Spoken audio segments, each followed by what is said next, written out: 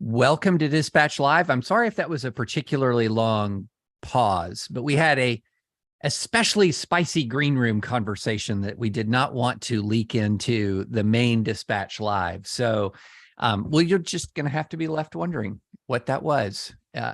Maybe bonus Patreon content one day, but I'm incredibly thrilled to be here. I'm David French. I've got the one and only Esther Eaton, the one and only Kevin Williamson, and we're going to be talking about debt ceiling. We're going to be talking about classified documents and whatever else is on your mind. Let's start with debt ceiling. Go to you first, Esther. What is going on right now? What's going on right now is what goes on periodically, more or less since 1917 when this came about, although it's gotten more dramatic in recent years, which is that, the Treasury is hitting the limit that Congress has set for how much money it can borrow to pay for the spending that Congress has authorized. So, the time has come to write the checks that I'm going to mess up that phrase. I was going to say cash the checks that their mouths have written. But anyway, so Yellen has sent a letter to congressional leaders saying, hey, we're going to hit this limit. We're going to start, moving money around to delay that, as we typically do, because you guys have trouble getting your act together on this. But you might want to think about going ahead and raising that limit. And we've known for a while now that this is going to be a dramatic showdown. And so just the rumble is getting started in terms of, particularly on the House side, Republicans saying, well, what we want in exchange for voting to raise this ceiling is, a balanced budget within 10 years. That's Chip Roy's idea, which is just going to be an insane amount of spending cuts to achieve something like that. It's just wildly unrealistic. And then you have on the other side, the White House saying, well, we're not negotiating at all. You should just do this. You should do a clean raise because we've already agreed to this spending and everyone just needs to grow up here. So the two negotiating sides are not real close together, nor are the Republicans particularly unified in what they're asking for at this point. And so what we're expecting to see is a bit of a knockdown, drag out fight. So, Esther, just to make this super clear for people, raising the debt limit is not authorizing new spending. It is extending the debt limit to allow for debt to pay for, and I have air quotes if you're just listening to this, pay for the spending that has already been authorized. Correct? That is exactly correct. It's a common misnomer, and part of the reason that that's a common misunderstanding is because it so often gets rhetorically tied together, where typically Republicans say, if we're going to do this, we have to cut spending because we're spending too much. And you can certainly make an argument that we're spending too much, but that's not what the debt ceiling itself being raised is doing. Right. So you've passed laws that not just authorize, but mandate certain spending. Social Security, Medicare, defense contracts, you name it. And the question is then, how do we pay for that? And the answer is some tax revenue, some debt. And okay, so Kevin, heading to you. First of all, I'm not the one and only Kevin Williamson, as you introduced me. There are at least 4 people who write that are named Kevin Williamson that I know of. That write? Yeah. Really? Interesting. Yeah. Anyway, go ahead. Well, there is a David French who is in our world, who's I believe, the lobbyist for the National Retail Federation. Mm-hmm. Yeah. Okay, so Kevin, over to you.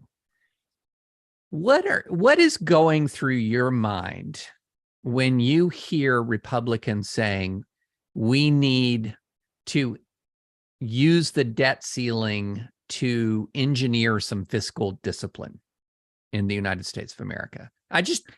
What's going through your mind? Well, rage and contempt mainly, but one of the things that drives me crazy about this conversation is that Congress always acts like this spending situation is something that's been done to them. And you want to say, you guys write all the spending authorization bills, you write all the tax bills. If you don't like the way the spending and the taxing is going, you're the guys in charge of it.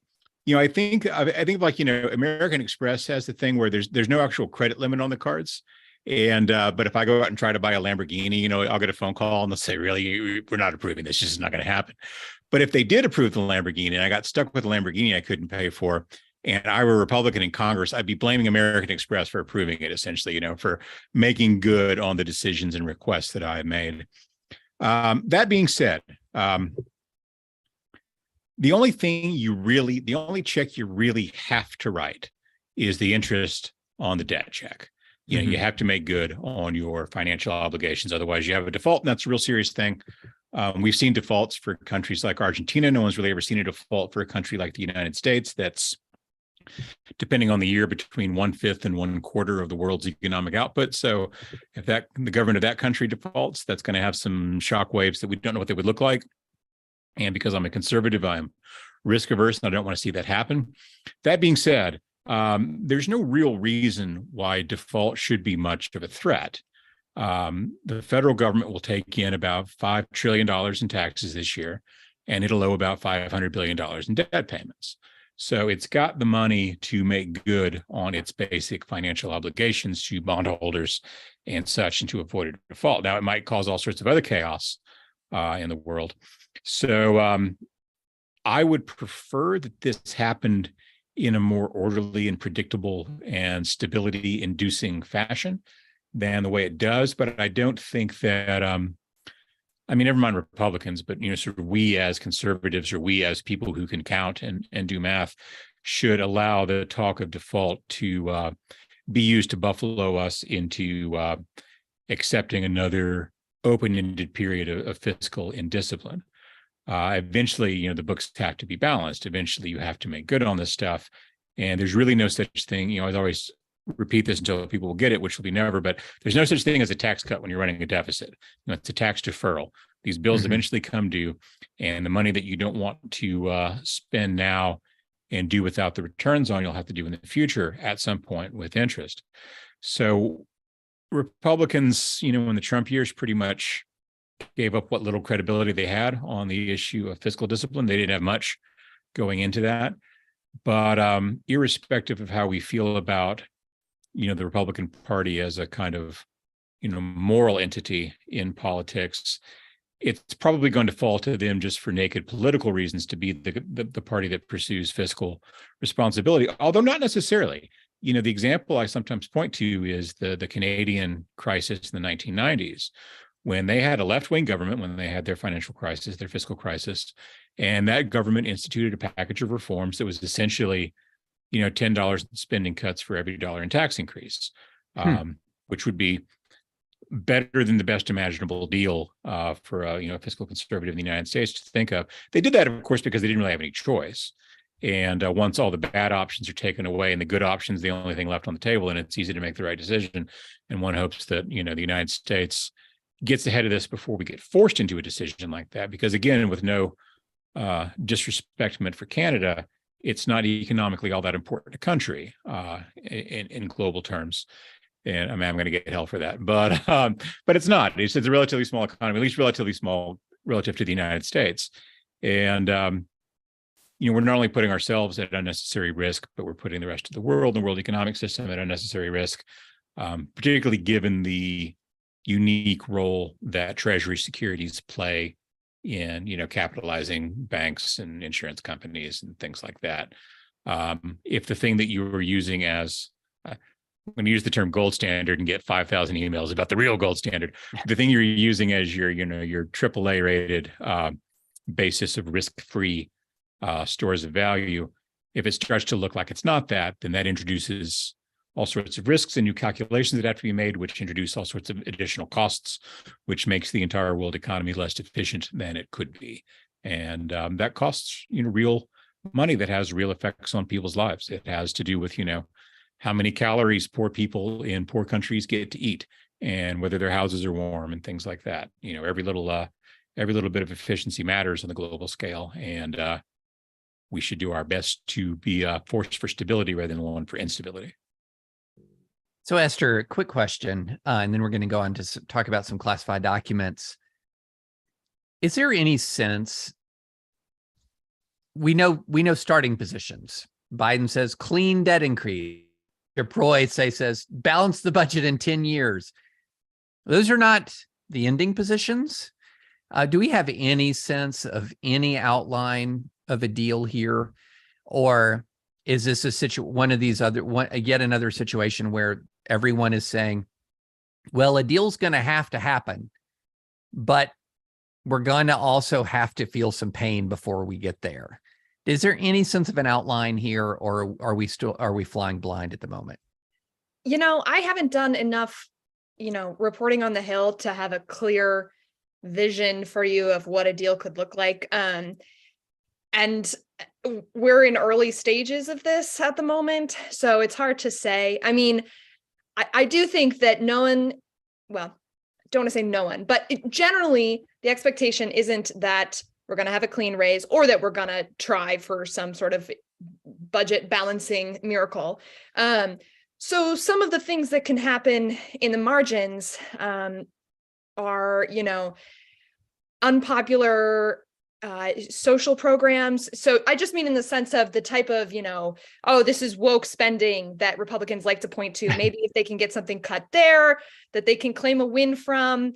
I guess that would be what I'm watching for. Mm-hmm. I don't have a specific prediction about what it'll be, but something that allows the, flame-throwing caucus to be able to say that we forced this cut is the most I would expect to see personally.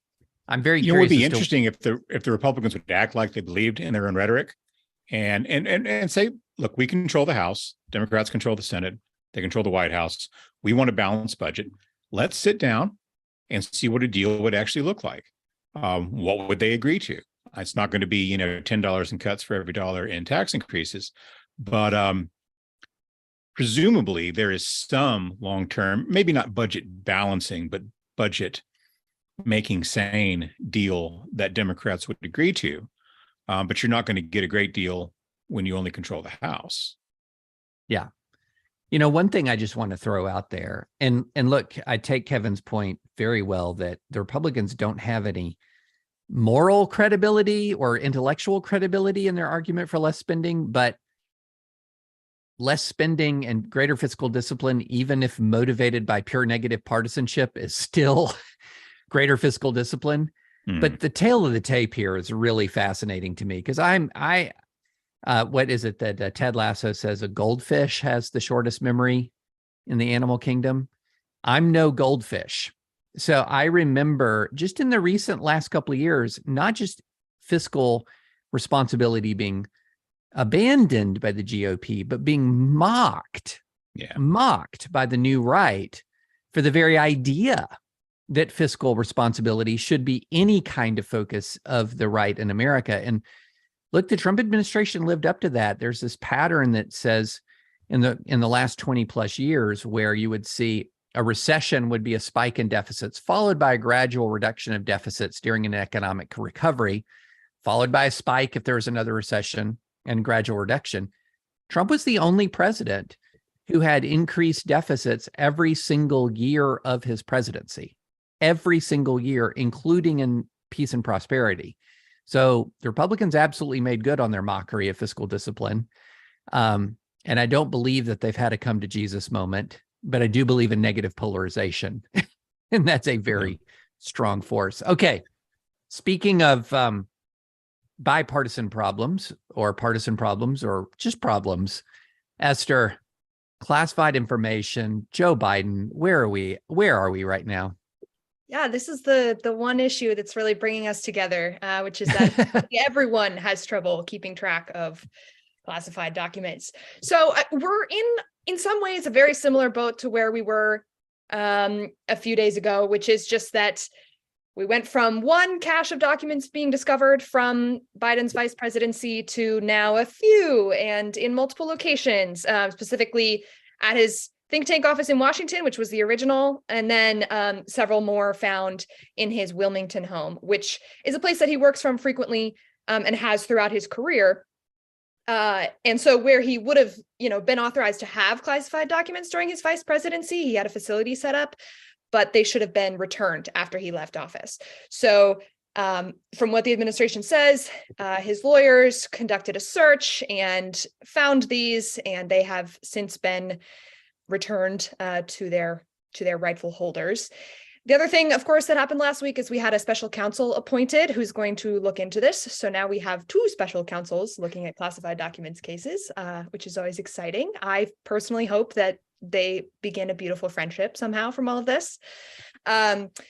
But yeah, so I mean, it just seems less special when there's two of them, though, doesn't it? I know, it's just kind of fair. Yeah, it just dilutes it, really. Yeah, we've had a few in the past few years.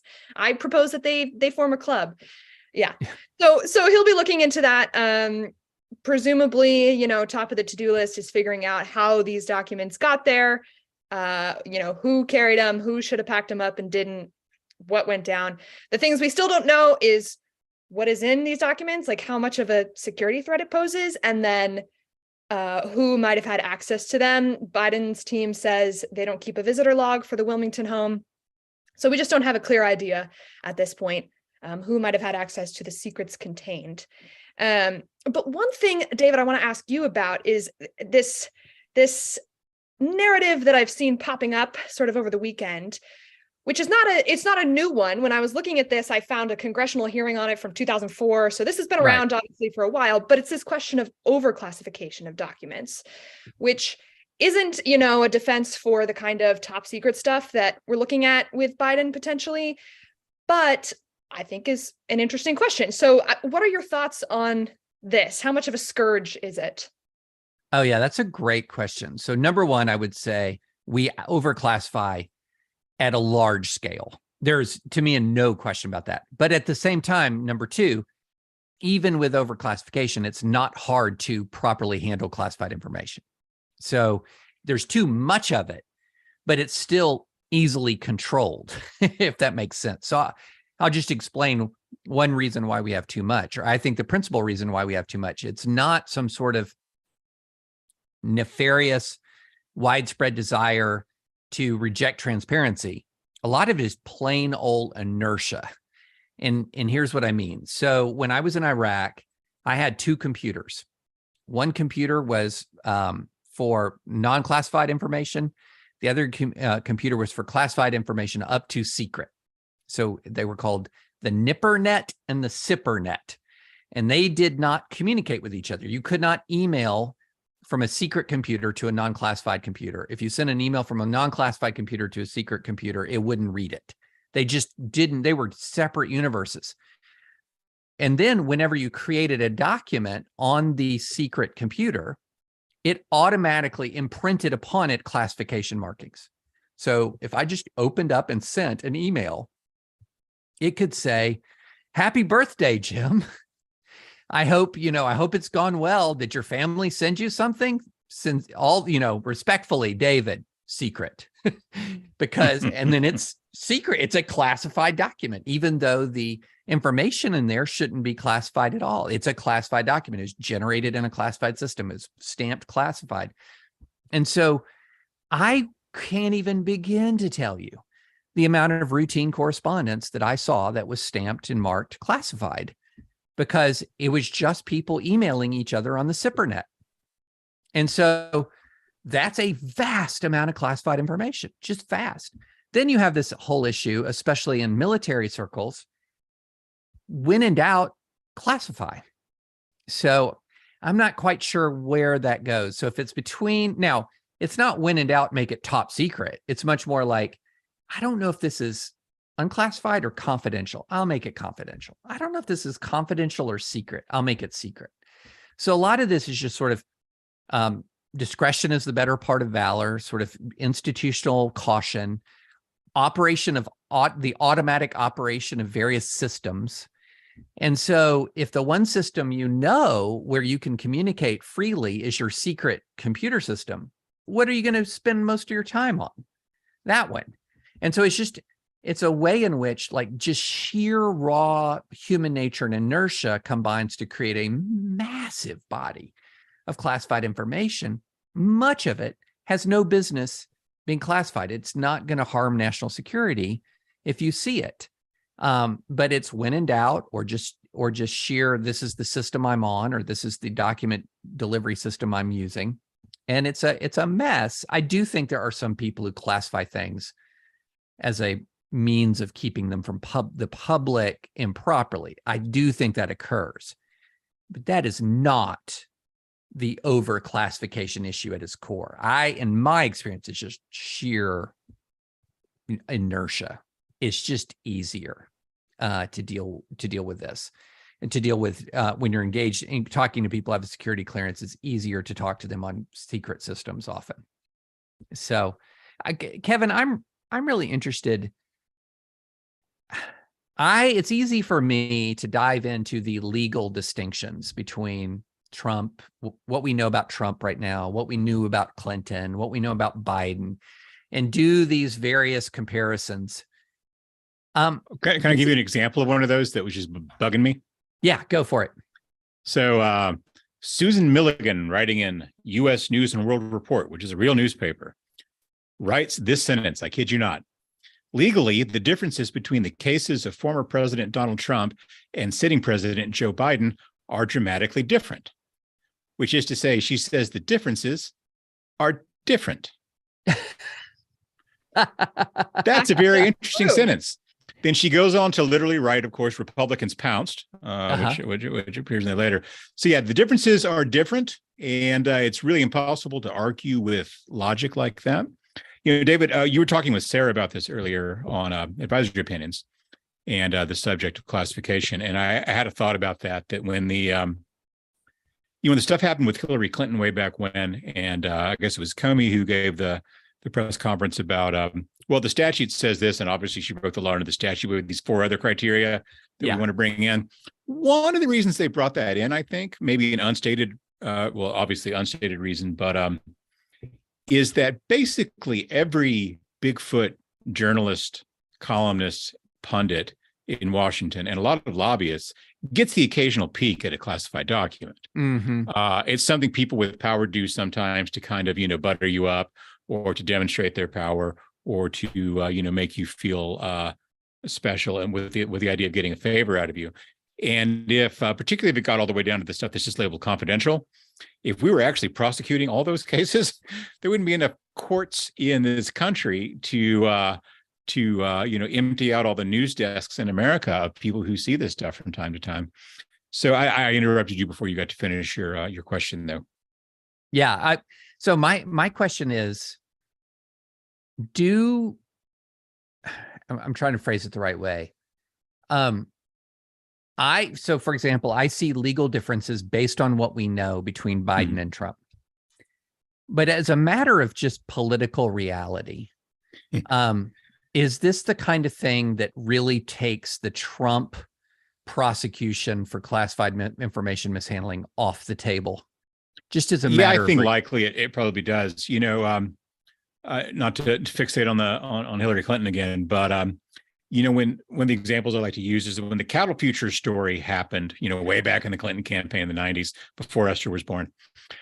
Maybe literally before Esther was born. I was joking about that, but probably, yeah. Anyway, it was a real scandal. And if you kind of dug into it, you could see how it worked. And, the broker in question was in trouble for doing similar things, where he was loading the accounts of favored clients with winning bets and sloughing off the losing bets on people who didn't matter. But try to explain cattle futures trading to like the average American, and their eyes are kind of going to glaze over, and they're going to look at you like an idiot. But then the Lewinsky thing comes because everyone understands sex. Everyone understands You're not supposed to cheat on your wife. Nobody knows or cares very much about the difference between, what's in a skiff and what's not in a skiff, and what's just confidential and all that stuff. But everyone kind of understands hypocrisy. And particularly with Biden having gone around kind of lecturing the public and Trump at large about, the irresponsibility of the way Trump handled things, then politically that's going to make it, very difficult, I think, to go after Trump and let Biden slide. Also, of course, that's, not as bad as Trump is not just an excuse for a lot of things. Like there are all sorts of things I could do in my life, my private life, around my house, and try to explain to my wife, well, not as bad as Donald Trump. And that would not fly, I don't think. I don't think it should fly probably in this case either. A couple of things about this story that really kind of I have questions about. First of all, Corvette. Joe Biden is the Camaro guy, if ever there was a Camaro guy. And I think the Onion really had it right of Joe Biden washing his convertible in his Camaro in the driveway. Also, why were the lawyers looking around? Does he have lawyers come and randomly search his house? I mean, I had a lawyer who used to come randomly search my house till I finally paid him. But after he got his money, he stopped doing that. There was as I understand it, a process in place by which the National Archives identified in the Trump case that certain documents were missing, and they asked for them back. Well, why didn't that process also identify the missing Biden documents? Or maybe it did. Obviously, there were some shenanigans that were undertaken to ensure that this did not become public knowledge until after the midterm elections. I'd kind of like to know more about what those were. And I have some other questions about this stuff. Again, to your earlier podcast with Sarah, she pointed out, Biden didn't lie about this stuff. He didn't deny being in possession of these documents. So nobody ever asked him. It never came up. And so there's apparently just, no kind of oversight here, or there's oversight that applies in one case, but not in the other case. Granted, if it were up to me, I'd probably apply a heightened level of oversight to Donald Trump too, because he's shifty and dishonorable, and you got to keep an eye on him and count the spoons and all that stuff. But yeah, this is, the oldest, and worst complaint that you hear being on the right is, imagine if a Republican had done this, or, imagine if it had been the other guy. But that doesn't mean it's not true in some of these cases. And now you can certainly turn it around in this case, the people who made excuses for Trump and want to, crucify Biden for this now. But it's much more significant that it's the other way around, people who were wanting to have Trump tried for, espionage or treason or something, who are now Biden like, he's in the garage with the Corvette, and what I'm also worried about, and he came clean about it when he had no other choice and he was busted. I would actually, here's one of those things that always drives me nuts. Everyone's talking about, well, Biden, he's cooperating, and he came clean and admitted to it and got the documents back and had his lawyers write a letter and all that sort of stuff. After the story broke, right? After he got sort of caught with this stuff. And I would have had a lot more respect for Biden if he had, been a little more forthcoming about this stuff. Yeah. Not try to be, a sneaky Pete about it. So Esther, I got a question for you before you've got to jump off here in the last couple of minutes. You're just a tiny bit younger than me, like what, a year or 2 years younger? 6 months. Yeah. So no, what I think about when I think about the younger generation in the United States, it's been a while since there's been a politician where you can say of them, a president, that as a general rule, I feel like they have a lot of integrity. It's not that they're perfect, but I generally believe what they say. I generally think they have a decent amount of integrity. Do you see in sort of the younger cohort in the United States a level of cynicism that is essentially, this is just the way these guys are after these last 6 years, or since 2015 when Trump emerged as a front runner? I'm just very curious, because a lot of younger conservatives I run into, they have no memory of an alternative version of conservatism than Trumpism. And so I'm just curious as to sort of where you see people are on a desire for integrity in politics, or is it just written off? In terms of me personally, I don't know if I generally distrust politicians because I'm a journalist, or whether I became a journalist because I distrust them. But I do think, and I'd have to look at the data on this to know whether it's really much of an anomaly compared to previous generations. But absolutely, there's a good amount of cynicism. I don't know that young people really. It kind of feels like there's two options. And again, this is just based on personal impressions.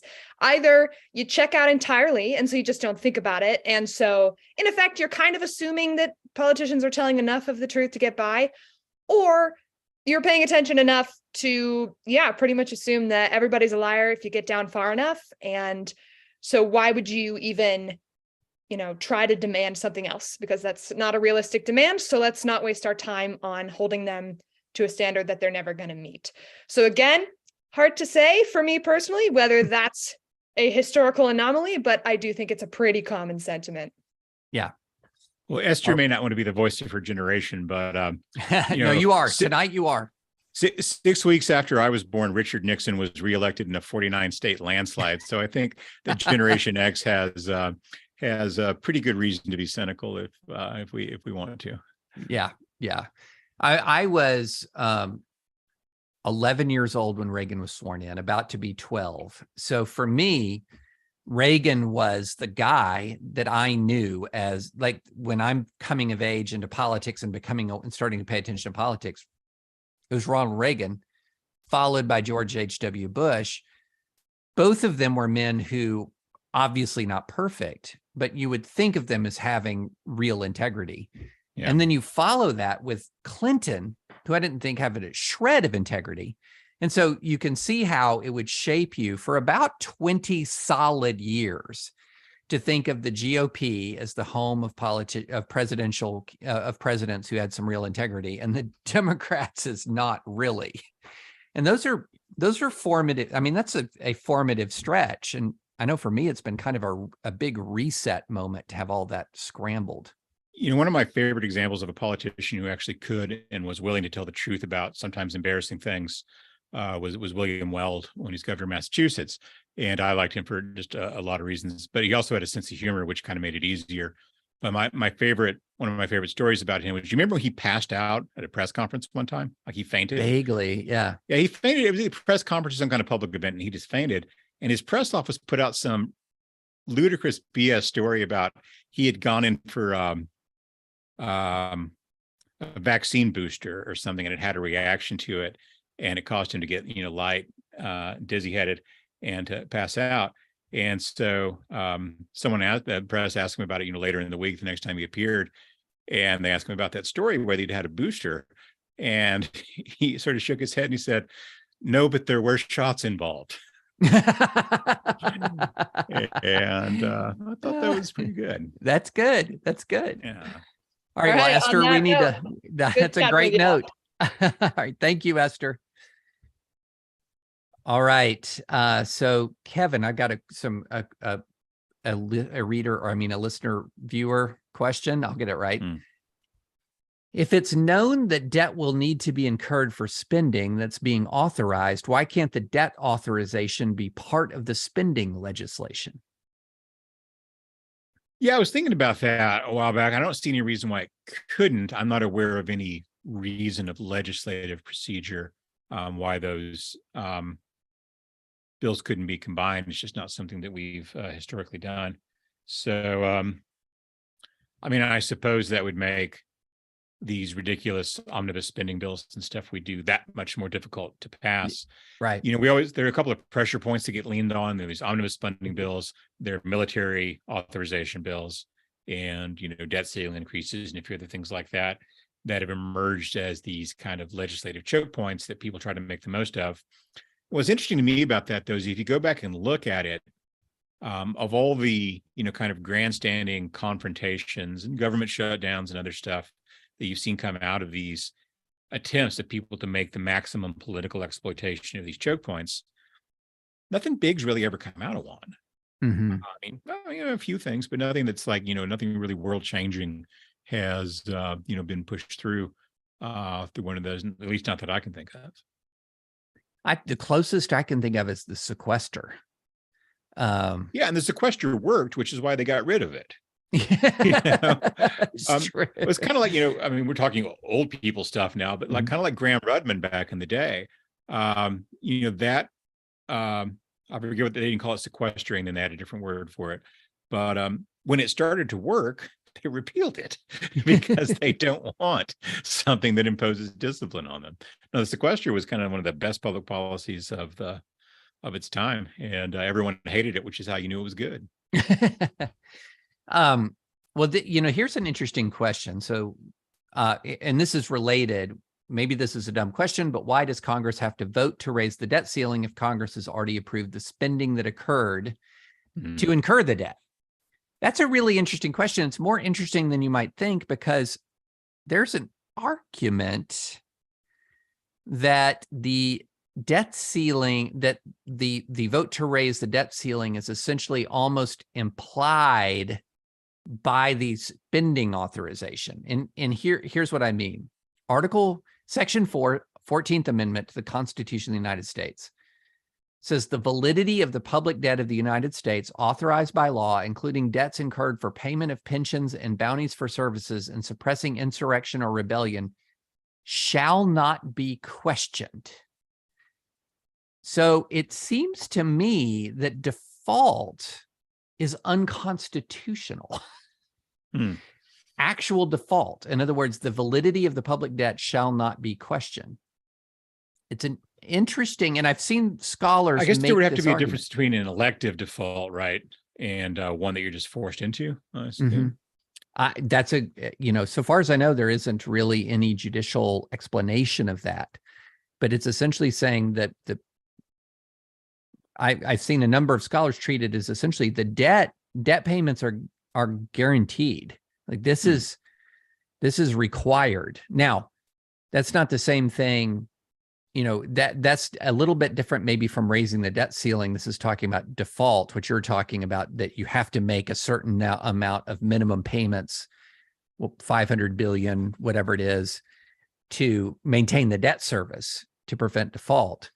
But it's an interesting question to me. And one I want to dive into more is that once the authorization is made for the payment, is the obligation to pay, once the authorization is extended, is the obligation to pay, even if it incurs additional debt, implied? I don't know. I don't know the answer to that. I'm putting a pin in it because I think it's very, very interesting.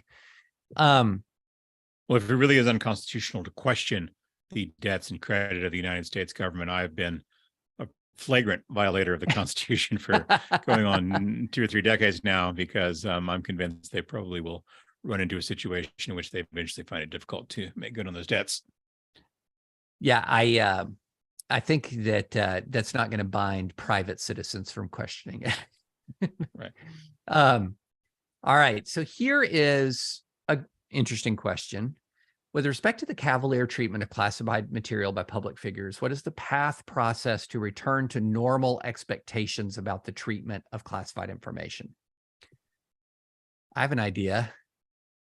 Kevin, does do it you have involve do what you say you're going to do and follow the rules you've agreed to follow? Actually prosecuting people. Yes, well, there'd be that too, yeah.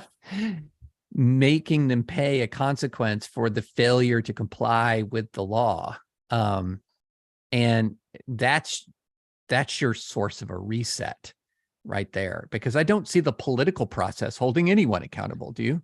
No, I don't think so. I mean, how much of this do you think is a problem of, contempt, essentially, so that, no one takes the speed limit seriously because we set our speed limits too low. Everyone breaks the law. And if you get caught, it's just bad luck, right? Or you're being a really, really egregious violator. And we've all even got these little, mathematical models in our heads that, it says 70, but you can really do 77 and it's fine. Right. If you're going 87, you deserve to get pulled over, It's the old thing of everyone who drives faster than you is a maniac, and everyone who drives slower than you is any who's in your way. But because we do overclassify stuff, and because there is so much, there's such profligate regulation in general coming from Washington, that it becomes difficult, I think, for people to take some of the more, well, not minor rules in this case, but rules that are less rigorously enforced seriously. So a rule that hasn't been enforced for 20 years doesn't feel like a rule anymore. It feels like something we used to do that we kind of stopped doing, and now we do things in a different way. It's like in Texas, they have this thing every few years, the legislature revisits old laws that are on the books. And I'm sure other states do that too, where it's, technically it was a capital offense to be caught with wire cutters on your person at one point or something because of the old range war stuff, right. Cattle and things. I don't think this is quite cattle rustling and wire cutters, but there is an element of that to it, I think, that so it's two things. One is that there's too much of it. There's too much classification. There's too much proliferation of this, and there's no follow-up, there's no prosecution, there's no serious downside to not following the rules. So these things interact with one another in such a way as to undermine respect for that order and that system. So maybe there'd be a two-part thing then. We reform the classification system some and the procedures, and have less classification, so it's easier to take it seriously. So it means something, that it's not in your example of, hey, Bob, happy birthday, let's have lunch on Tuesday. This is top secret. Yeah. And we prosecute people for breaking the laws afterwards. So, say, look, we're going to reform this. We're going to make the system make more sense. We're going to rationalize it some, but then we're going to enforce it, and you people have to follow the rules. Yeah. I mean, as of right now, we are in an untenable position where the more important a person is, the more cavalier they are able to be with documents. Yet the more important a person is, the more sensitive the documents they're allowed to possess. Yes. So it's an absolute giant mess. All right. We've got some potpourri questions. And this is one. Samuel, what movie are you most looking forward to this year, and why is it Oppenheimer? Wow. I didn't even know they were making an Oppenheimer movie. It's a Nolan film. Oppenheimer, who developed the atom bomb. No, I mean, who's playing him? Oppenheimer. Oh gosh, it's Thomas Shelby from Peaky Blinders. What is his name? Okay. Yeah, it's Cillian Murphy. Okay, yeah. I've sort of stopped looking forward to movies coming out because no one goes to the movie theaters anymore. I mean, every now and then I'll go see something in a movie theater. It's pretty rare. The whole idea of watching something on someone else's schedule has just become so alien and unworkable to me. I was looking forward to the first episode of The Last of Us, which I watched yesterday. Oh, how was that? I haven't seen it. Pretty good. Good. Okay. So apparently the story is, that the two kind of creatives running it are the guy who designed the video game that it's based on, and the guy who directed or produced Chernobyl. And the video game designer, when we went to the studio with it, they were like, action movie, action movie, action movies. No, I want to make Chernobyl basically, but with fungus zombies. And so they hired the Chernobyl guy, and it's this really kind of, quiet, moody, tense thing that's developing kind of slowly. So it seems like it's going to be pretty good. Good. I'm looking forward to it. Well, my answer is young woman from Game of Thrones, who's the what was her name? Mormont. And Game of But the movie I'm looking forward to this year is not Oppenheimer, although I really am looking forward to it. The main one is Dune, Part 2. The second half. I forgot there was a Part 2 coming out. Yes. I was disappointed in Part 1. This is one of the first times we'll have a sharp disagreement. Okay, I like Dune. I like the book. I like the books, and I've wanted to like the movies. And I did kind of like the one big one with Sting in it. And the David Lynch Dune. Yeah, the David Lynch one. Yeah, I mean, it obviously had its problems, and in retrospect, some of the visuals aren't so grand looking, but a good attempt at making that. And who was it? The Monty Python guy who tried to make a version of it, right? Oh gosh, was it Terry Gilliam? Yeah, Terry Gilliam. I think was trying to make it at one point, wasn't he? Which might have been fun. And there's the other one that kind of looks like Tron, where it was maybe the late 60s, early 70s. Someone tried to make a version of Dune. Maybe a Brazilian director. I can't remember. There's a whole documentary about it. Yeah, recently, and it didn't get made. So it's one of those books that has resisted adaptation, I think, in lots of ways. Like, I always thought someone should try to make not a film, but maybe a long TV series of David Foster Wallace's Infinite Jest, which I think it's my favorite novel, so I'd like to see it done that way. But I just don't think it's doable. Just like people keep failing to make Atlas Shrugged. Right. Although I guess is it Ben Shapiro's company that's trying to make a series of it now? Someone is. Someone's finally doing the right thing and making like a 15-part series instead of a 3-hour movie. And so no, I mean, the new Dune wasn't terrible, I didn't think. The actors are all pretty good. I liked the variation on the performance of the Bene Gesserit and some of that stuff, and The Voice and all that business. But I just wasn't I wasn't taken in by it. I didn't find myself entering the world. So I think I might have an answer as to why that might be the case. Did you see it on an IMAX screen, third row center? I did not. There you have it. Because that's why I guess see things in theaters, I suppose.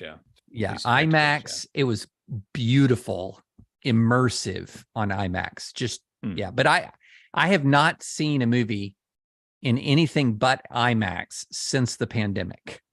So, and that also tells you what kind of movies that I see. They're all the big budget blockbuster movies. But okay, I think Esther has just jumped into the chat. Too bad I'm not there to bash that pretty pointless movie. No, I'll probably watch A Man for All Seasons for the 195th time before I watch the second part of Dune. Okay, I'm just moving on because I have to move on. All right. A political question regarding Biden.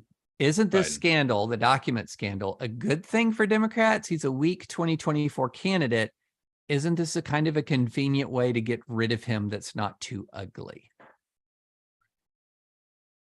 Yeah, this kind of, not to dismiss this as conspiracy theory, but this kind of, conspiratorial thinking that assumes a high degree of coordination among actors in Washington and a great deal of forward directedness, I think is just doesn't reflect how the world actually is. And I'm not sure Democrats want to get rid of Biden. Mm-hmm.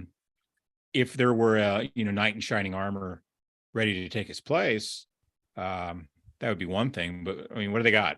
Gavin Newsom? I don't think so. I don't think Gavin Newsom's going to be the next president of the United States. I've been wrong about predictions before, but let me lay down a marker there. I would say I think it's less likely than likely that Gavin Newsom will be the next president of the United States. It may be that a lot of Democrats are thinking that the worst of Biden is behind them. That the worst part of the early days of his administration and the worst of the inflation and some of those other things are behind him. Because even though people will respond to the hypocrisy and inconsistency in the document story, they'll respond to $7 gasoline a lot more strongly. Right. And so if you get, kind of inflation back to normal, decent, you get any real wage growth in the near future, then the case for dumping Biden looks pretty weak to me, I think. And I think a lot of Democrats must think the same way. And Afghanistan further and further in the rearview mirror, which that was his real turning point in his approval rating, was Afghanistan. And I think to our national discredit, nobody gives a damn about that. Right. It was a 10-day story, right? Yeah. Well, it did trigger an enduring loss of his approval rating that he's never really rebounded from. But I hear, but nobody talks about Afghanistan now. That is certainly not front of mind to anyone. Okay, we've got a couple of more questions here. Let's look at. All right. Oh, this is a question for you specifically, Kevin. You tend to engage more than the other writers. I sense a veiled swipe at me here. In the comments. Why are you diving into the comments? Well, I don't use social media, but it's a channel. Well, I mean, I guess comments are a social media of a kind, but it's a way to interact with people and respond to things. Sometimes, there's a criticism to be responded to or a correction. I mean, it's hard to believe, but I do make mistakes from time to time. And it's always something out of order in the world when that happens, but it does happen from time to time. So yeah, I think that the Dispatch isn't just it's not never meant to be a one-way conversation. It's not just blast that out into the world and never think about it again. So people who are good enough to invest never mind the money, which isn't very much, but their time reading something and responding to it, particularly if they do so in an intelligent or thoughtful way, that's a conversation worth having, I think. Well, that raises you mentioned that, you're why don't you elitist Oh, you'll I get down to the know. New York Times comment section. Gosh, I did engage in the comments a lot more early on, and then they just got to be so voluminous. Yeah. I would just feel swamped, and then I would try to respond to emails more than answer the comments. So I sort of I shifted a lot of my attention over. If someone bothered to take the time to email me, I read every email that I get, and I respond to as many as I can. So I kind of shifted to the email world. But I'm really interested in, how many years has it been since you jumped off Twitter? A while. Yeah. It's been a while. 6 or 7, I guess, maybe. So how do you evaluate, how have you, I presume because you're still off Twitter, you feel good about not being on social media. So how has that been to be in our profession, transition away from social media entirely? I never used it until quite late in life, and Mhm. I didn't have much desire to do it. And then I had a job at one point that required me to. It was Mhm. it was a employer mandate. Get a Mm. Facebook account. It was at the time, Mhm. and so I used Twitter thinking that it would be a good way to publicize my work. Mhm. And I've actually gone back and looked at this in a reasonably rigorous way. I don't think it really worked for me that way. So, I mean, National Review, where I was for 15 years, has a pretty good footprint. And so if I want to communicate something to people, you can put a post on the corner over there and maybe be seen by 500,000 people or something like that pretty quickly. Whereas even if you have, 50 or 60 or 70,000 Twitter followers, you're not going to be able to communicate stuff as quickly to those folks. And Twitter is so, kind of politically siloed that, I may as well be posting on the Dispatch, right, or wherever else Yeah. it is that I'm at. It's really weird. There is a disconnect between feedback and readership Mhm. in certain audiences. So, for instance, I write for the New York Post from time to time, get essentially no feedback from that. No one tweets Really? about what's in the New York Post that I write anyway. Yeah. I don't get emails about it. I don't get letters about it. Any of that kind of stuff. Now, I know how many people are reading that stuff because we got to go back and keep track of it.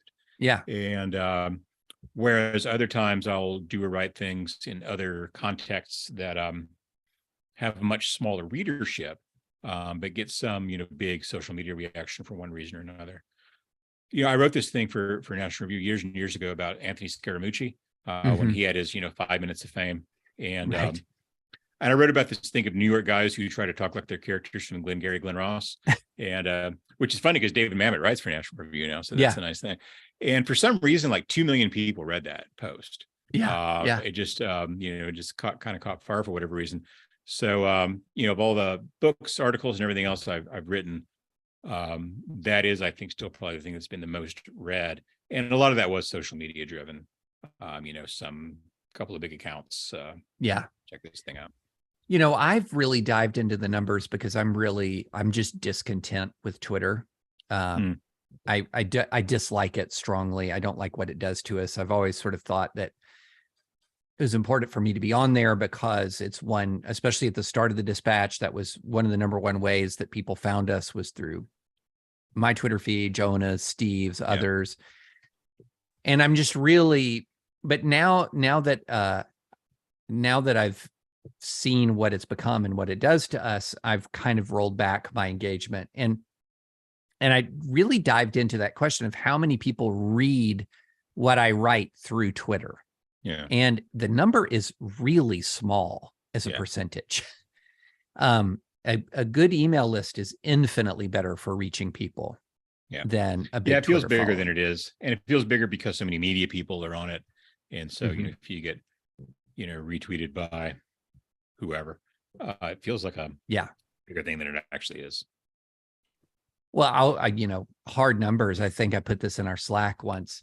I had a tweet on an article I wrote that had about 5 million views of the tweet. It was promoting a piece that I wrote, and 8,000 clicks on the link. All right. Yeah. So what am I mean, it would be a lot more profitable, is a lot better use of my time to write more emails than to tweet more. Yeah. No, in some ways, I want to make myself harder to communicate with. Mhm. So people have to do a little more work. I mentioned David Foster Wallace earlier. One of my favorite things about him was that when people wanted to interview him, he would only do interviews in person, and would only do them in this little town in Indiana where he lived. And so he would drag these, giants of literary journalism to the Cracker Barrel, and make them eat meatloaf, and that's how he did his interviews. Okay, let's end on a question. And I've got an answer to it, but I've cheated because I looked at the question already. Name a movie you think is great, but people do not know about. Movie I think is great that people do not know about. There's a fairly recent Western called Hell or High Water that didn't do huge business. Yeah. But I think is a really very, very fine movie about a couple of brothers in West Texas who robbed some banks. And I thought that was awfully good. I mean, it's not really an obscure movie, but not one that became, hugely popular. So yeah, I'll go with that one. I've heard very good things about that. You've inspired me to see it finally. Mine is a movie by Will Ferrell. Now, normally you can just say Will Ferrell and know that whatever I'm going to say next is a classic. But this one is a unique Will Ferrell movie called Stranger Than Fiction. And it's starring Will Ferrell and Will Ferrell, Maggie Gyllenhaal, Dustin Hoffman, Queen Latifah, Emma Thompson. And it follows an IRS agent who begins to hear a disembodied voice narrating his life as it happens, as if he's in a novel. And the narrator says that he, the main character, will soon die. And so what's happening is that